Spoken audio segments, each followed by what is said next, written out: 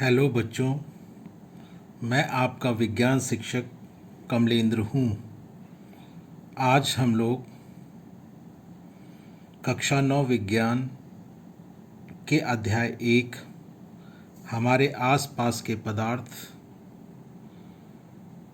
के अंतर्गत आपकी किताब में पेज 6 पर दिए गए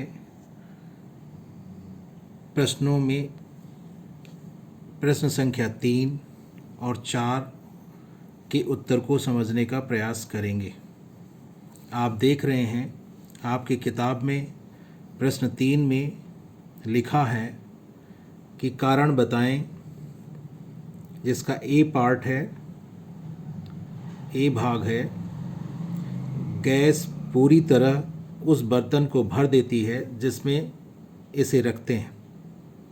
आप जानते हैं कि गैस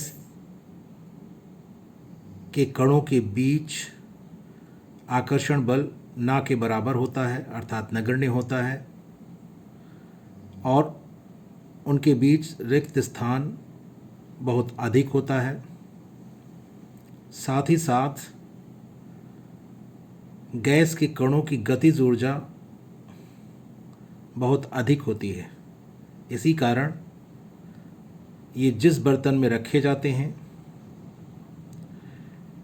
उस बर्तन में फैलकर, या हम कहें कि उस पूरे बर्तन में फैलकर इधर उधर बिखर जाते हैं। गैस के कणों की गतिज ऊर्जा अत्यधिक होती है, जिसके कारण ये पूरे बर्तन में इधर उधर फैल जाते हैं। इनकी गति तीव्र होती है और गति अनियमित होती है, और ये सभी दिशाओं में गति करते हुए पूरे बर्तन में फैल जाते हैं। इसी कारण इसके बाद प्रश्न संख्या 3 का बी पार्ट या बी भाग है, उसमें लिखा है गैस बर्तन की दीवारों पर दबाव डालती है। जैसा हमने प्रश्न संख्या 3 के ए भाग में गैस के बारे में जाना कि गैस के कण बड़ी तीव्र गति से गति करते हैं और अनियमित गति करते हैं, सभी दिशाओं में गति करते हैं। इसी कारण ये आपस में भी टकराते हैं, साथ ही साथ बर्तन की दीवारों से भी टकराते रहते हैं, और जिसके फलस्वरूप बर्तन की दीवारों पर एक बल आरोपित करते हैं, और बर्तन की दीवारों के इकाई क्षेत्रफल पर इन गैस के कणों के द्वारा आरोपित जो बल होता है वही बर्तन की दीवारों पर दबाव उत्पन्न करता है, जिसे हम गैस का दाब कहते हैं। अब आप समझ गए होंगे कि गैस बर्तन की दीवारों पर दाब या दबाव किस प्रकार डालती है। इसके बाद प्रश्न संख्या 3 की सी पार्ट या सी भाग में हम देख रहे हैं, लिखा है लकड़ी की मेज़ ठोस कहलाती है। हम सभी लोगों ने लकड़ी की मेज़ को देखा है और इसी प्रकार की अन्य वस्तुओं को भी देखा है। लकड़ी की मेज़ को हम जब देखते हैं तो हम पाते हैं कि उसका आकार निश्चित होता है, बस जिस भी आकार की बनी होती है उसी आकार में हमें हमेशा दिखती रहती है, अर्थात उसके आकार में परिवर्तन नहीं होता है। और यदि हम उसे दाब डालकर उसके आकार को परिवर्तित करने का प्रयास भी करते हैं तो हम आसानी से ऐसा नहीं कर सकते या नहीं कर पाते हैं। इस प्रकार हम कह सकते हैं कि लकड़ी की मेज़ का आकार निश्चित होता है, साथ ही साथ वह जितना स्थान घेरती है वह भी निश्चित रहता है, वह भी बदलता नहीं है। अर्थात लकड़ी की मेज़ का आयतन निश्चित होता है। तो हम यह देख पाते हैं कि लकड़ी की मेज का आकार और आयतन दोनों निश्चित हैं। इस कारण हम उसे ठोस के अंतर्गत रखते हैं। प्रश्न संख्या 3 के डी पार्ट या डी भाग को हम देखें तो उसमें लिखा है, हवा में हम आसानी से हाथ चला सकते हैं, लेकिन एक ठोस लकड़ी के टुकड़े में हाथ चलाने के लिए हमें कराटे में दक्ष होना पड़ेगा।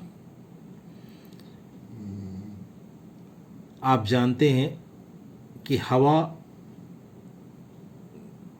गैसीय अवस्था में होती है और गैसीय अवस्था में कणों के बीच रिक्त स्थान अधिक होता है। साथ ही साथ गैसीय अवस्था में कणों के बीच लगने वाला आकर्षण बल भी ना के बराबर होता है। इसी कारण हम हवा में आसानी से अपने हाथ को चला सकते हैं, परंतु ठोस लकड़ी के टुकड़े में हाथ चलाने में हमें कठिनाई होती है। उसका कारण यह है कि लकड़ी के जो कण होते हैं वे आपस में मजबूती से बंधे होते हैं या उनके बीच आकर्षण बल अधिक होता है, और इसके साथ ही लकड़ी के कणों के बीच रिक्त स्थान भी बहुत कम होता है। इसी कारण हमें हाथ चलाने में कठिनाई होती है। और यदि हम लकड़ी के टुकड़े में हाथ चलाने का प्रयास करना चाहते हैं तो उसके लिए हमें काफ़ी दाब की आवश्यकता होगी, और वो दाब या बल हमें तभी प्राप्त हो सकता है जब हम किसी प्रकार उस पर अधिक दाब डालने में सक्षम हों। और ऐसा कराटे का प्रशिक्षण लिया हुआ जो प्रशिक्षार्थी होता है उसके अंदर यह क्षमता होती है। कराटे एक प्रकार का हाथ से वार करने वाला एक मार्शल आर्ट है, और बहुत से बच्चे इसके बारे में हो सकता है ना जानते हों। तो इसमें हम हाथ से वार करते हैं, खड़े हाथ से।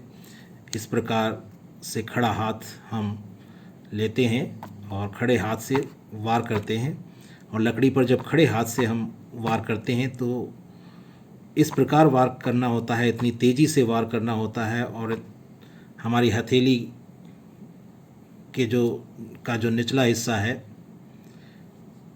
उसके कम क्षेत्रफल के कारण और हमारे हाथ की तेज़ी के कारण लकड़ी के टुकड़े पर जब अधिक दाब आरोपित होता है तब लकड़ी के टुकड़े पर हाथ चलाना संभव हो पाता है। इसके लिए हमें कराटे में दक्ष होना इसके लिए कराटे में दक्ष होना हमारे लिए आवश्यक हो जाता है। इसी कारण इसके बाद आप प्रश्न संख्या 4 को देखें, जिसमें लिखा है, सामान्यतया ठोस पदार्थों की अपेक्षा द्रवों का घनत्व कम होता है, लेकिन आपने बर्फ के टुकड़े को जल में तैरते हुए देखा होगा। पता लगाइए ऐसा क्यों होता है। यह सच है कि हम ठोस पदार्थों की अपेक्षा द्रवों का घनत्व कम पाते हैं अक्सर,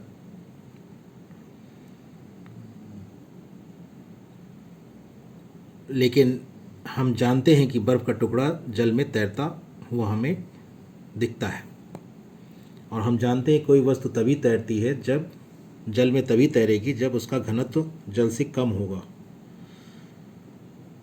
इससे यह स्पष्ट है कि बर्फ़ का घनत्व जल के घनत्व से कम होता है, लेकिन बर्फ़ ठोस है और जल द्रव है। तो ऐसा क्यों होता है? ऐसा इसलिए होता है क्योंकि बर्फ़ की संरचना ही कुछ ऐसी होती है जिसके कारण बर्फ़ का घनत्व कम हो जाता है। बर्फ़ में जो जल के कण होते हैं वह इस प्रकार आपस में जुड़े हुए होते हैं जिसके कारण बर्फ़ में जो जल के कण होते हैं उनके बीच रिक्त स्थान काफ़ी होता है, और रिक्त स्थान अधिक होने के कारण वे अधिक स्थान घेरते हैं।